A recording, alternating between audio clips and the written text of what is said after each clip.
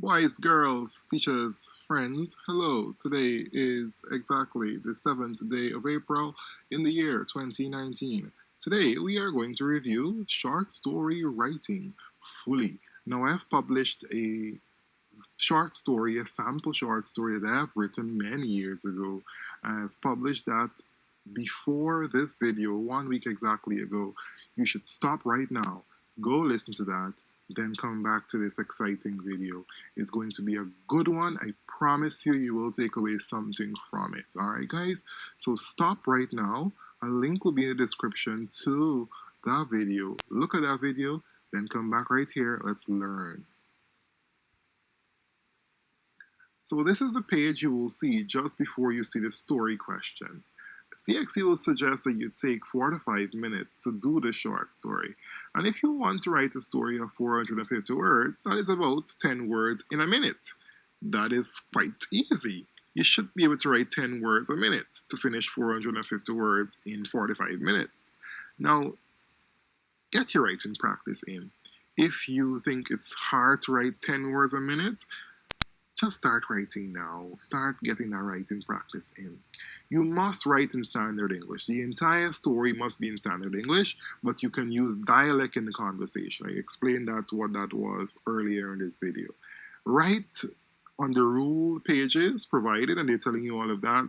And they're telling you they even give you a box. In the box, you can make a sample of what you want to include, but that will not be assessed. You have to write on the lines, right? And they said that you will be marked or assessed based on your use of the stimulus that you're given, the picture or the words, or your story linked to that picture or the word. That's how you're going to be marked. And you must be able to develop and organize your content. Your language you use must be appropriate for your audience. I don't want to read a cuss-up story. Not cuss up nobody. You understand, Yardi? Sorry. Not cuss up nobody, please. Please, don't cuss up nobody in the exam. The persons who are marking your exams are adults. Sometimes older folks. Old enough to be your grandparent. Nobody wants to hear you cussing up in the story. Don't do it. Cursing up. Don't do it. You understand me? Good. Grammar must be appropriate. Of course, you have to have good punctuation and things like that. That's how you're going to be marked. Spelling. Don't join up the word if you don't understand how to spell it. We're going to see it and understand what you're doing, right? Good. So, careful. Don't be slick. Good. I did not say it as yet, but my name is Jamain Hatton, and happy to have you learning with me here today. Today we are looking at the short story, or the narrative writing. The short story is your chance to show off how well you can express yourself. So the candidate gets the opportunity to show how well he or she can express himself or herself, all right? So, what is this short story? A short story is a piece of friction, or it can be something true actually, a piece of friction that can be read in one sitting. It focuses on one self contained incident or a series of incidents that somewhat are linked. And the idea of it is to provoke or evoke a feeling from the reader as he or she reads this thing. So in your CXC exam, I'm sorry, I'm doing this video particularly for students who are writing CSEC English A. I'm not really doing it for persons who are writing college essays, college stories, but it can work as well. In your CXC exam, there will be 2 questions that assess, or 2 questions that you can choose from. One will be a pictorial representation, and the other one will be a stimulus material where they're going to tell you to name the story a certain thing or include a certain word or words in the story or end it a certain way or start it a certain way. And you choose between those 2. Whatever one you choose to do, the story has to be about something, like you can imagine. So like I tell my students, the story has to be about someone, a character.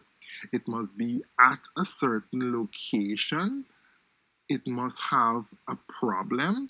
and we must try to resolve that problem. And in resolving that problem, it can be a successful resolution or a failed resolution. So, a character at a place in a problem, trying to resolve the problem, failing or succeeding. That is your story. Again, character at a location in a problem, resolving that problem.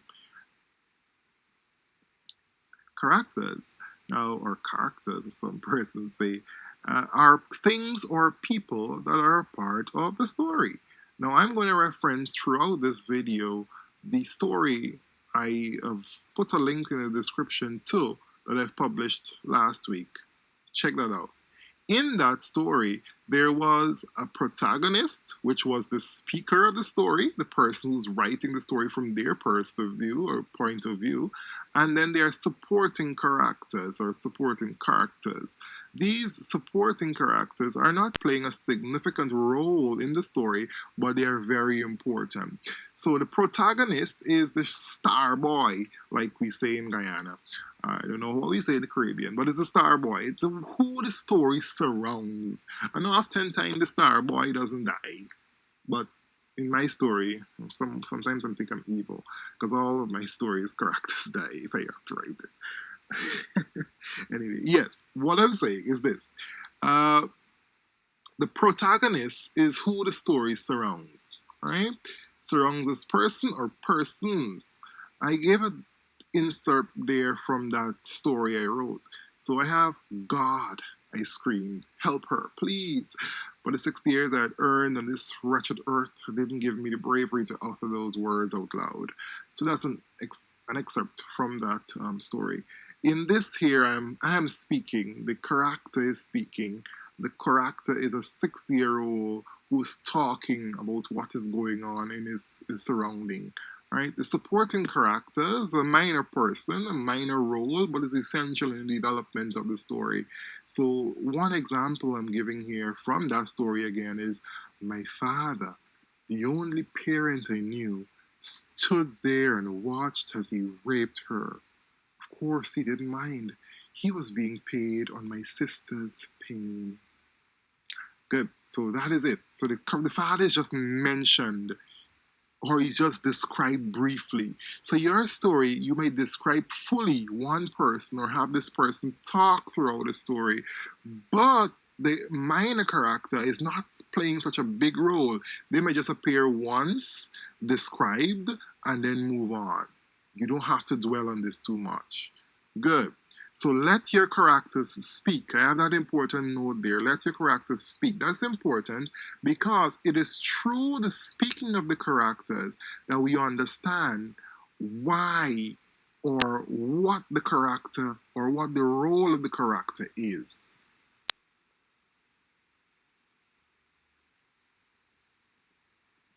Again, let your characters speak. I often tell my students that it is through the conversation of your characters that we get to understand who exactly the character is. So let your characters speak. Now, the conversation is the only place in your story where you use dialect. This is particularly important, and I want to stop here to stress on it for a bit, because I noticed the persons who view my videos mostly are the students from Jamaica. And I know the Jamaican students, brilliant students by the way, often like the Guyanese, like the Trinidadians, but they have a problem that they constantly use their patois in their writing. And you cannot do that because at the end of the day, you're writing the English exam. The only place you can put that patois, the only place you can put your Creole or your Creolese for your Guyanese is in the conversation. And if you have a character that speaks fluently or continuously Creole or patois, it probably tells us that the person might not be very educated. So letting your character speak would tell a great deal about who the character is.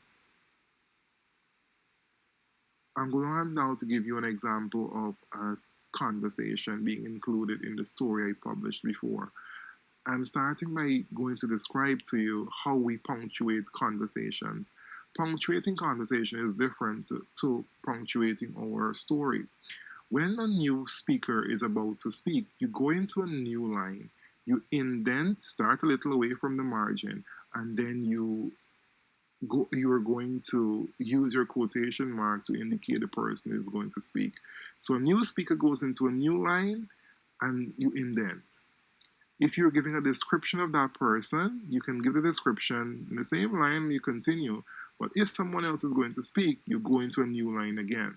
If there's a pause between one person speaking and then the same person will continue to speak, you do not need to go into a new line. You simply continue in the same line, but starting with your quotation mark, like you can see here.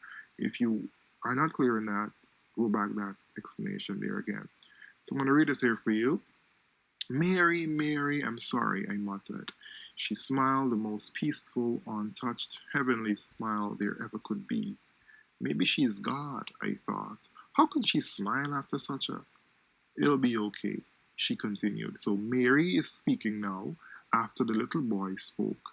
And because it's a new speaker, you go into a new line, you indent, not as far as you would indent when you're starting a paragraph, but you indent to show somebody new is speaking.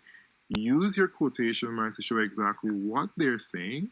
She interrupted my thought, meaning the little brisk description of what is going on there. And then God will answer our prayers one day. This is Mary continuing to speak here. After she said it will be okay, brief pause, and then she went on to say God will hear our prayers one day. So she's continuing. No need to go into a new line because the same person is speaking here. So you simply open your quotation marks to say what she's going to say now. You say that, and then you continue. If the boy was going to reply to her, you would go into a new line and you would indent to show that. All right? Good. So there must be a setting. Your setting is important. It is the time and place, the when and the where the main ideas of the story is taking place. So you have to include your setting. You can imagine if there's a movie and the movie has absolutely no place or time, that'll be a very boring movie. So the same thing goes for your setting. The setting gives the reader a good picture of what is going on in your story. I'm inserting here from the story I wrote. As I got up, I looked to the sun.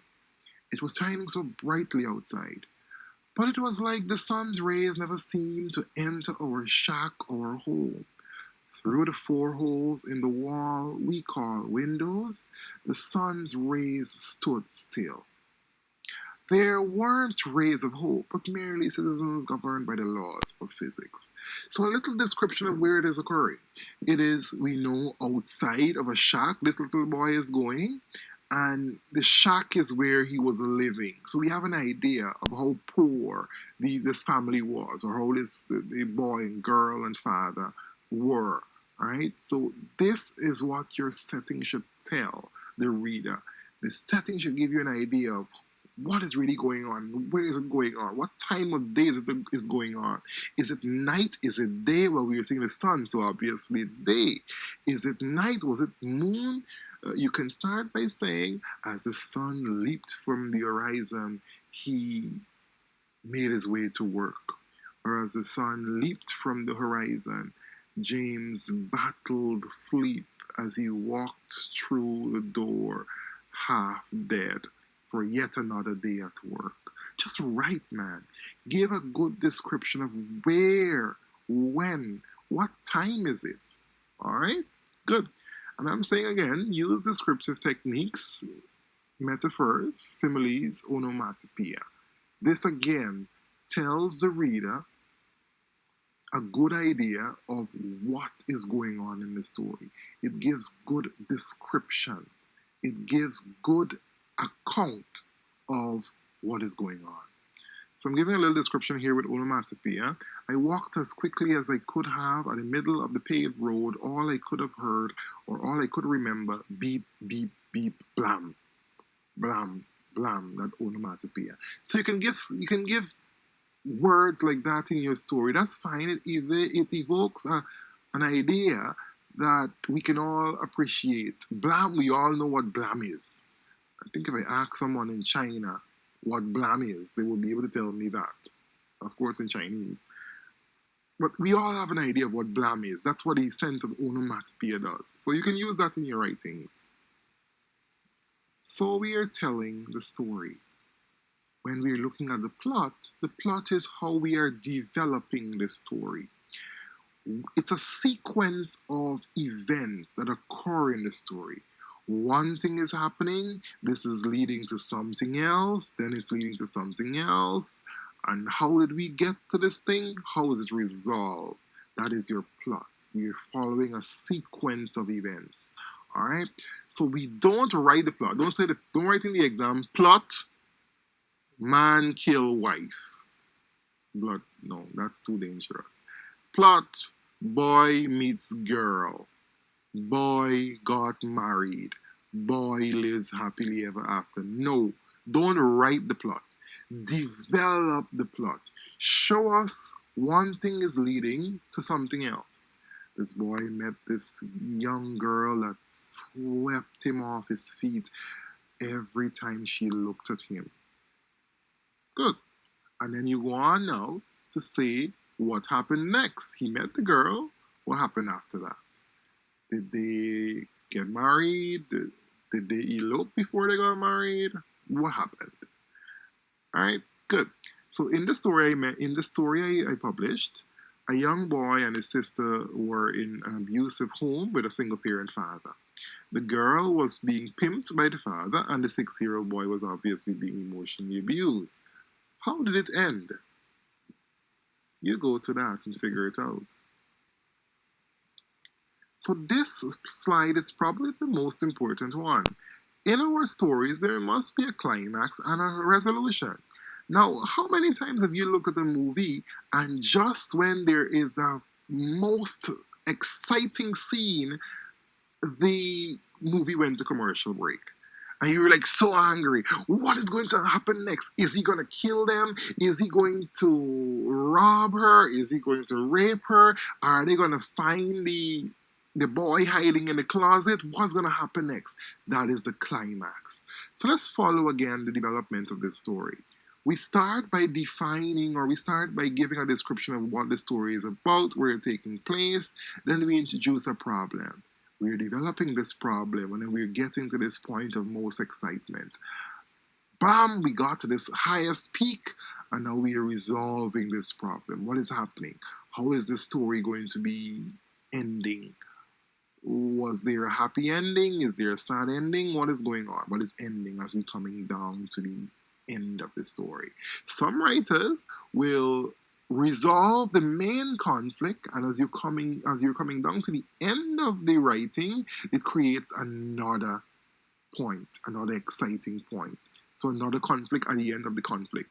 Have you ever looked at the movie before when there is a ending? Yes, we know that the man killed everybody or somebody survived a plane crash, but then suddenly at the end something dramatic happens and you want to know, wow, what is going to happen next? Now you have to wait until there's a part 2 to the movie to figure out what's going to happen next.